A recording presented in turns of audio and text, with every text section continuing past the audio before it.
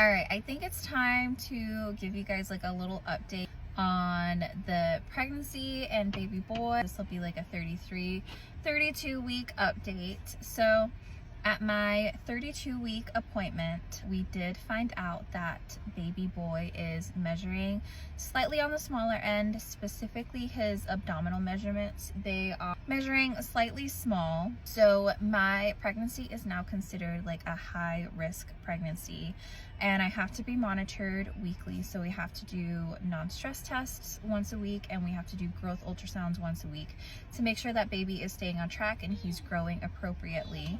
So I had my first non-stress test and my first growth ultrasound last week, and everything does look good, but he is still slightly on the smaller side. So he's estimated right now to only weigh like 3 pounds 11 ounces, and we are almost 35 weeks. So a little concerning, but we are staying on top of it. Depending on how my growth ultrasound looks and the non-stress test look this week, we may get referred out to a high-risk doctor where they'll check the placenta and check the baby's cord and make sure that the baby is getting all of the nutrients that he needs. A little concerned about that, but we're trying to stay positive. We're hopeful that everything will be well. I do tend to give birth to smaller babies. Like Amara, she was barely 6 pounds, and Alora was like 6 pounds 3 ounces or something like that. So I do tend to give birth to smaller babies.